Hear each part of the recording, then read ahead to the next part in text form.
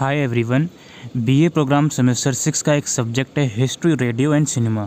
ये एग्ज़ाम कुछ बच्चों का 14 मई संडे को हो चुका है और कुछ बच्चों का अभी होने वाला है, अभी नहीं हुआ है।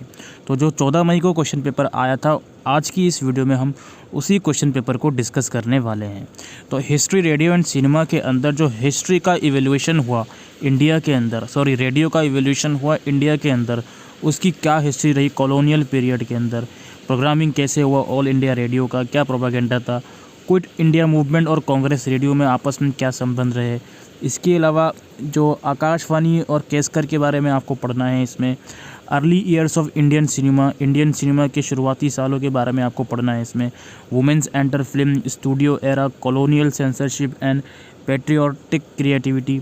इसके अलावा social film of Nehruvian era and its aftermath. Nehru के एरिया की सोशल फिल्म्स कौन कौन सी थी, angry young man, melodrama, music, song, genre, ये सब चीज़ें आपको इस यूनिट के अंदर या इस सब्जेक्ट के अंदर पढ़नी है।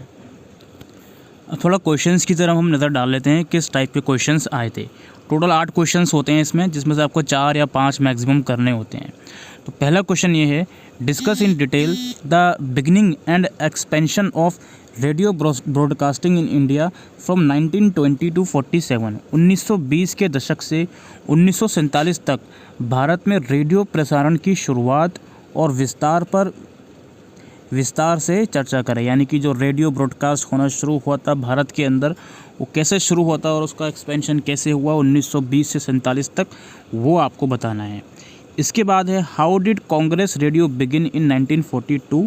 1942 में कांग्रेस रेडियो की शुरुआत कैसे हुई।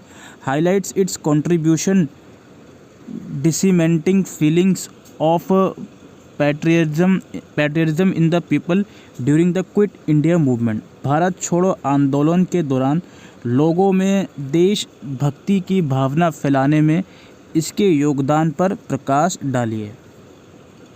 उसकी बात है, what were the major policies adopted by the government of India with regard to popularizing classical music over Akashvani from 1952 to 57. Also highlight the responses of artists, listeners and political leaders to these measures.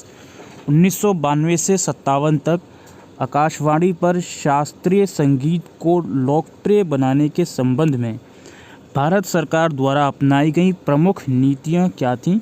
इन उपायों पर कलाकारी क्षेत्राओं और राजनीतिक नेताओं की प्रतिक्रियाओं को भी उजागर करें।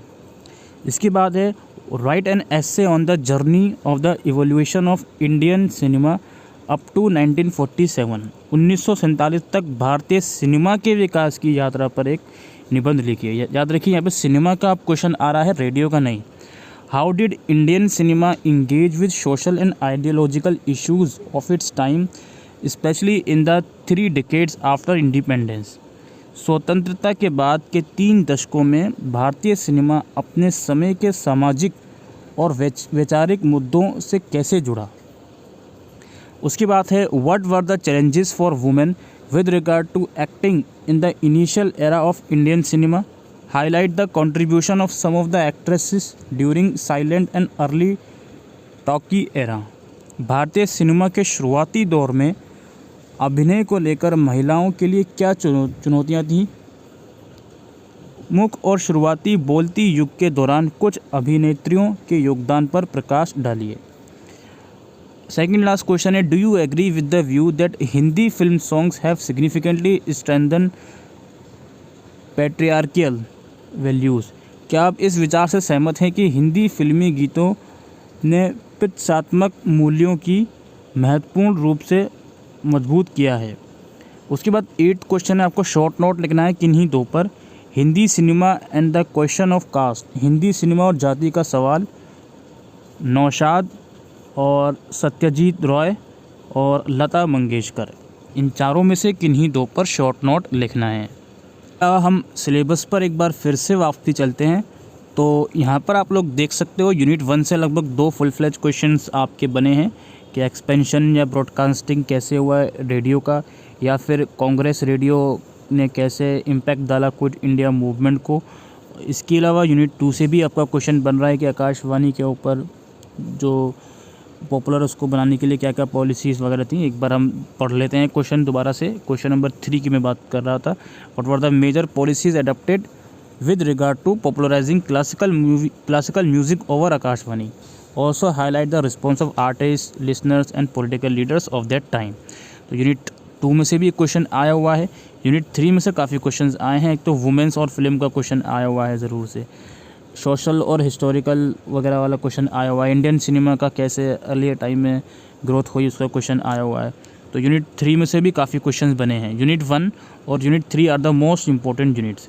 अब बाकी 4 यूनिट्स हैं इसमें से। अब मैं आपको एक लाइन में ये बता देता हूँ, यूनिट 1 और यूनिट 3 करके जाइएगा पूरी, और यूनिट 2 4 में से कोई एक यूनिट भी आप कर लोगे तो भी आप पूरा पेपर ईजिली अटैम्प्ट करके आ सकते हो। क्योंकि 8 क्वेश्चन हैं, करने हैं आपको मैक्सिमम 4 या 5 ही होंगे, 5 ही मानकर चलिए। तो अगर आप 5 क्वेश्चन करना चाहते हो तो यूनिट 1 और यूनिट 2 और यूनिट 1 और यूनिट 3 और 4 और 2 में से कोई एक यूनिट बहुत अच्छे से कर लीजिएगा। तो आई होप दोस्तों आपको ये वीडियो यूज़फुल लगी हो तो वीडियो को शेयर कीजिएगा। Thank you.